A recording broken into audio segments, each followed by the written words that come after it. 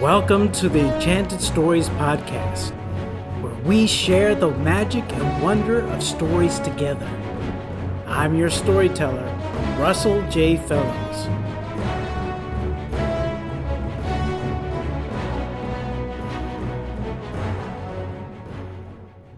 Chapter 1: The Mountain. Curdie was the son of Peter the miner. He lived with his father and mother in a cottage built on a mountain, and he worked with his father inside the mountain. A mountain is a strange and awful thing. In old times, without knowing so much their strangeness and awfulness as we do, people were yet more afraid of mountains. But then somehow they had not come to see how beautiful they are, as well as awful, and they hated them. And what people hate, they must fear. Now that we have learned to look at them with admiration, perhaps we do not feel quite awe enough of them. To me, they are beautiful terrors. I will try to tell you what they are. They are portions of the heart of the earth that have escaped from the dungeon down below and rushed up and out. For the heart of the earth is a great wallowing mass, not of blood as in the hearts of men and animals, but of glowing hot, melted metals and stones. And as our hearts keep us alive, so the great lump of heat keeps the earth alive. It is a huge power of buried sunlight. That is what it is. Now think, out of that cauldron, where all the bubbles would be as big as the Alps, if it could get room for its boiling, certain bubbles have bubbled out and escaped, up and away, and there they stand in the cool, cold sky, mountains. Think of the change, and you will no more wonder that there should be something awful about the very look of a mountain. From the darkness, for where the light has nothing to shine upon, much the same as darkness. From the heat, from the endless tumult of boiling unrest, up with a sudden heavenward shoot into the wind and the cold and the starshine, and a cloak of snow that lies like ermine above the blue-green mail of the glaciers, and the great sun, their grandfather, up there in the sky, and their little old cold aunt, the moon, that comes wandering about the house at night, and everlasting stillness, except for the wind that turns the rocks and caverns into a roaring organ for the young archangels that are studying how to let out their pent-up praises of their hearts, and the molten music of the streams rushing ever from the bosoms of the glaciers fresh born. Think, too, of the change in their own substance. No longer molten and soft, heaving and glowing, but hard and shining and cold. Think of the creatures scampering over and burrowing in it, and the birds building their nests upon it, and the trees growing out of its sides like hair to clothe it, and the lovely grass in the valleys, and the gracious flowers even at the very edges of its armor of ice, like the rich embroidery of the garment below, and the rivers galloping down the valleys in a tumult of white and green. And all along with all of these, think of the terrible precipices down which the traveler may fall and be lost, and the frightful gulfs of blue air cracked in the glaciers, and the dark profound lakes, covered like little Arctic oceans with floating lumps of ice. All this outside the mountain. But the inside? Who shall tell what lies there?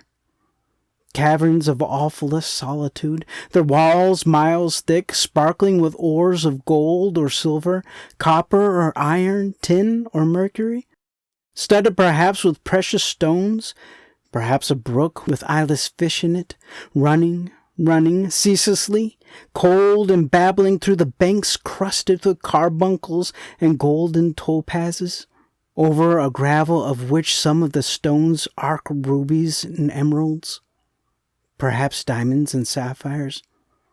Who can tell? And whoever can't tell is free to think, all waiting to flash, waiting for millions of ages ever since the earth flew off from the sun, a great blot of fire, and began to cool. Then there are caverns full of water, numbingly cold, fiercely hot, hotter than any boiling water.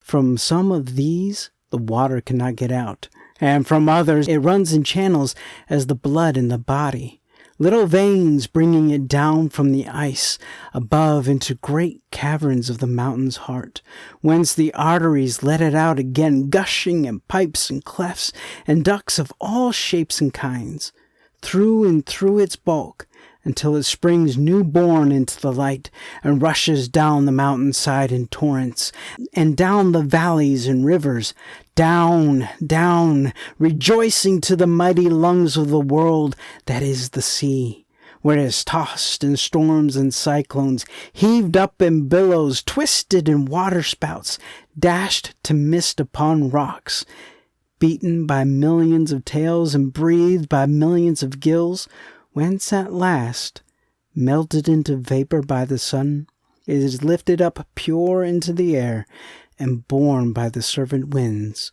back to the mountain tops and the snow, the solid ice, and the molten stream. Well, when the heart of the earth has thus come rushing up among her children, bringing with it gifts of all that she possesses, then straightway into it rush her children to see what they can find there. With pickaxe and spade and crowbar, with boring chisel and blasting powder, they force their way back. Is it to search for what toys they may have left in their long-forgotten nurseries? Hence the mountains that lift their heads into the clear air, and are dotted over with the dwellings of men, are tunneled and bored in the darkness of their bosoms by the dwellers in the houses, which they hold up into the sun and air. Curdie and his father were of these. Their business was to bring to light hidden things. They sought silver in the rock, and they found it, and carried it out. Of many other precious things in the mountain they knew little or nothing. Silver ore was what they were sent to find, and in darkness and danger they found it. But oh, how sweet was the air on the mountain face when they came out at sunset to go home to wife and mother. They did breathe deep then. The mines belonged to the king of the country, and the miners were his servants, working under his overseers and officers. He was a real king, that is, one who ruled for the good of his people, and not to please himself. And he wanted the silver not to buy rich things for himself, but to help him to govern the country, and pay the ones that defended it from certain troublesome neighbors, and the judges whom he set to portion out righteousness among the people, that so that they might learn it themselves, and come to do without judges at all. Nothing that could be got from the heart of the earth could have been put to better purposes than the silver the king's miners got for him. There were many people in the country who, when it came into their hands, degraded it by locking it up in a chest, and then it grew diseased, and was called mammon, and bred all sorts of quarrels. But when it first left the king's hands, it never made any but friends, and the air of the world kept it clean. About a year before this story began, a series of very remarkable events had just ended. I will narrate as much of them as will serve to show the tops of the roots of my tree. Upon the mountain, on one of its many claws, stood a grand old house, half farmhouse, half castle, belonging to the king. And there his only child, the Princess Irene, had been brought up till she was nearly 9 years old, and would doubtless have continued much longer, but for the strange events to which I have referred. At the time, the hollow places in the mountain were inhabited by creatures called goblins, who, for various reasons, and in various ways, made themselves troublesome to all, but to the princess, dangerous. Mainly by the watchful devotions and energy of Curdie, however, their designs had been utterly defeated and made to recoil upon themselves, to their own destruction.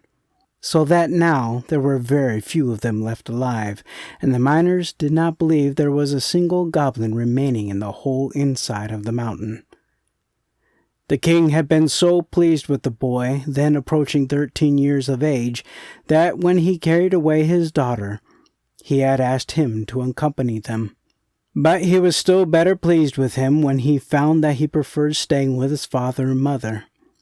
He was a right good king, and knew that the love of a boy who would not leave his father and mother to be made a great man was worth 10,000 offers to die for his sake, and would prove so when the time came. As for his father and mother, they would have given him up without a grumble, for they were just as good as the king, and he and they understood each other perfectly. But in this matter, not seeing that he could do anything for the king which one of his numerous attendants could not do as well, Curdie felt that it was for him to decide. So the king took kind farewell of them all and rode away, with his daughter on his horse before him. A gloom fell upon the mountain and the miners when she was gone, and Curdie did not whistle for a whole week. As for his verses, there was no occasion to make any now. He had made them only to drive away the goblins, and they were all gone. A good riddance, only that the princess was gone too. He would rather have had things as they were, except for the princess's sake. But whoever is diligent will soon be cheerful, and though the miners missed the household of the castle, they yet managed to get on without them. Peter and his wife, however, were troubled with the fancy that they had stood in the way of their boy's good fortune. It would have been such a fine thing for him, and them too, they thought, if they had ridden with the good king's train. How beautifully he looked, they said, when he rode the king's own horse through the river that the goblins had sent out of the hill. He might soon have been captain, they did believe. The good, kind people did not reflect that the road to the next duty is the only straight one, or that for their fancied good we should never wish for our children or friends to do what we would not do ourselves if we were in their position. We must accept righteous sacrifices as well as make them. This has been a production of the Enchanted Stories Podcast. The text included in this production is in the public domain. This recording, however, is property of the Enchanted Stories Podcast and cannot be used, copied, or manipulated for any purposes without express written permission from Russell J. Fellows. Thank you for listening.